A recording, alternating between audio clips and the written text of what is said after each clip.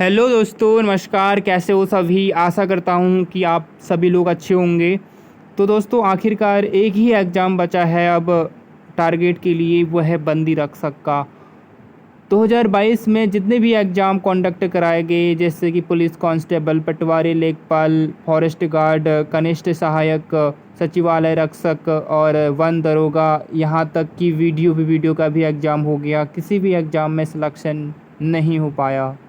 ऐसे में बहुत दुख होता है कि जो अपना 100% या पढ़ाई पर देने के बाद भी सिलेक्शन ना हो पाना, आगे भविष्य में क्या करना है इसके बारे में कुछ समझ ना आ पाना, अब क्या करें। इस वीडियो में मैं आपको बताने वाला हूं कि आपको आगे की तैयारी कैसे करनी है। अब बंदी रक्षक एकमात्र पेपर बचा हुआ है, ऐसे में हर कोई चाहता है कि वह कम से कम एक बंदी रक्षक तो बन जाए, चाहे वह पटवारी या फिर वीडियो की एग्ज़ाम को करेक्ट ना कर पाए, जितने भी एग्ज़ाम वो करेक्ट ना कर पाए तो आगे की रणनीति क्या होगी, आखिरकार कहाँ कमी आ रही है तैयारी में, और 6 मंथ में आपको कैसे तैयारी करनी है, पूरी जानकारी।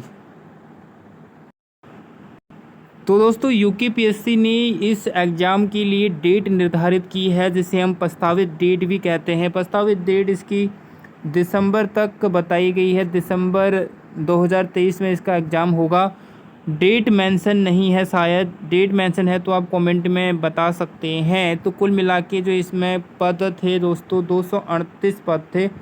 तो दिसंबर में आपका एग्ज़ाम को कम से कम 5 महीने का समय बचा हुआ है। तो ऐसे में अब अपनी तैयारी पर आपको फोकस करने की ज़रूरत है। यदि आपका किसी भी एग्ज़ाम में सिलेक्शन नहीं हो पाया है तो एक बार हम देख लेते हैं। यहाँ पे जो 238 पद हैं, इसमें 214 पद मेल कैंडिडेट्स के लिए हैं। 214 पद मेल कैंडिडेट्स के लिए है। इसे बता दूं कि जो आपके जनरल कैटेगरी के लिए जो है, जनरल कैटेगरी के लिए इसमें जो पदों का आवंटन किया गया है वो किया गया है 113 पदों पर।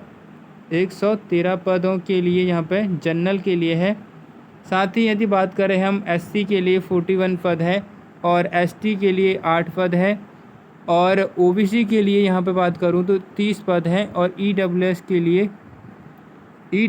लिए 22 पद हैं। ठीक है, ये हुए मेल कैंडिडेट्स के लिए। ठीक है, फीमेल कैंडिडेट्स के लिए बात करें तो यहाँ पे फीमेल कैंडिडेट्स के लिए 24 पद मात्र हैं। इसमें जनरल कैटेगरी की बात करूँ तो जनरल कैटेगरी के लिए यहाँ पे 12 पद हैं और एससी के लिए यहाँ पे 5 पद हैं और एसटी के लिए 1 पद है और ओबीसी के लिए यहाँ बात करें तो ओबीसी के लिए 4 पद और ईडब्ल्यूएस के लिए 2 पद रखे गए हैं। तो इस तरह से यहाँ पे पदों का 36 आरक्षण बताया गया है और विवरण दिया गया है। ठीक है, अब देखिए यहाँ पे आपको तैयारी किस तरह से करनी है। कम से कम 5 मंथ्स का आपके पास समय है। कोई भी एग्ज़ाम नहीं निकल पाया है। अब एकमात्र जो एग्ज़ाम बचा है वह है जेल बंदी रक्षक का।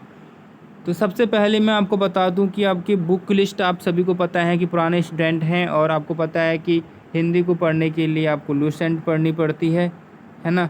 हिंदी 20 मार्क्स होते हैं। 20 मार्क्स में से यदि आप 15 मार्क्स भी कवर करना चाहते हैं तो एक तो मैं बताऊँगा कि आपको लूसेंट वाली बुक परचेज करनी है।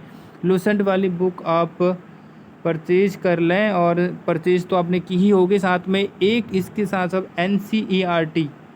एनसीईआरटी लूसेंट बुक आती है। एनसीईआरटी लूसेंट बुक आती है, आपकी हिंदी से संबंधित रहती है, इसको परचेज कर लें।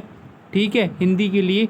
उसके बाद आपको बताऊं तो आगे जो आपको तैयारी करनी है वो उत्तराखंड पर फोकस करना है। उत्तराखंड जीके में आपको ज़्यादा मंदिर या फिर ग्लेशियर या फिर दर्रे पर ज़्यादा फोकस ना करते हुए फेमस दर्रे पर फोकस करना है। सारे के सारे दर्रे को आपको याद नहीं करना है, इससे आपका समय वेस्ट होता है और फाइनली जो आपका यहाँ पे क्वेश्चन बनता है वो एक ही बनता है और वो बनता है फेमस दर्रों नदियों से ही।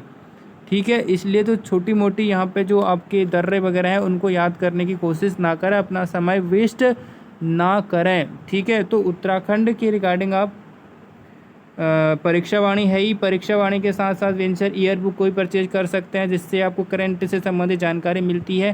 साथ ही आप अजय बर्थवाल जी की एक बुक परचेज कर लीजिए हिस्ट्री के लिए।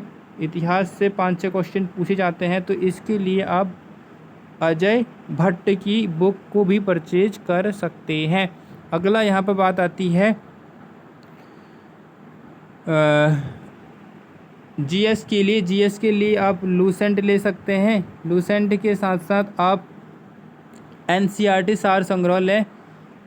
एनसीईआरटी सार संग्रह के साथ साथ आपको लूसेंट ऑब्जेक्टिव लेना है। ऑब्जेक्टिव लूसेंट जो आपका नॉर्मली होता है, इसमें से पहले आपको एक एक चैप्टर को फोकस करना है। एक चैप्टर जैसे आपने लूसेंट नॉर्मल का करा और उसके बाद लूसेंट ऑब्जेक्टिव से उसके क्वेश्चन आपने वन लाइनर के रूप में याद करने हैं। और साथ ही आपको यहाँ पे ज़्यादा से ज़्यादा फोकस करना है रीजनिंग वाले सेशन पे और कंप्यूटर वाले सेशन पे, ठीक है। कुछ मैथ्स के कुछ साइंस के क्वेश्चन बनते ही है हर किसी एग्ज़ाम में, तो इनको भी फोकस करते रहना है। रीजनिंग के साथ साथ आपको यहाँ पे फोकस करने की ज़रूरत है करंट अफेयर पे। करंट अफेयर पे फोकस करना है। ये 4 टॉपिक पर भी आपको फोकस करना है। करंट अफेयर आपको क्या करना है, लास्ट 6 मंथ के यानी जुलाई से स्टार्ट कर लेना है आपको। जुलाई से लेकर दिसंबर तक, जुलाई से आप तैयारी करें। अभी जुलाई में जितने भी आपके करंट से रिगार्डिंग है, चाहे वो नेशनल हो, इंटरनेशनल हो, चाहे उत्तराखंड के रिगार्डिंग हो, उन सभी का एक नोट्स बना लीजिएगा और उनको याद करते रहिएगा, क्योंकि लास्ट 6 मंथ का करंट अफेयर पूछा जाता है उत्तराखंड के रिगार्डिंग और इंडिया के रिगार्डिंग और नेशनल और इंटरनेशनल, ठीक है। ये सारे आपको कंप्लीट कर लेने हैं। इस तरह की रणनीति आपको यहाँ पे अपनानी है। कम से कम 6 मंथ का आपके पास समय है, तो बंदी रक्षक के लिए बंदी रक्षक बनना है तो ये सारा आपको करना ही पड़ेगा। और इसके बाद आगे का कोई एग्ज़ाम अभी दिख नहीं रहा, एक ही एग्ज़ाम है बंदी रक्षक का। तो इस तरह से आप नियोजित तैयारी करके बंदी रक्षक बन सकते हैं। थैंक्स फॉर वॉचिंग, मिलते हैं अगली वीडियो में।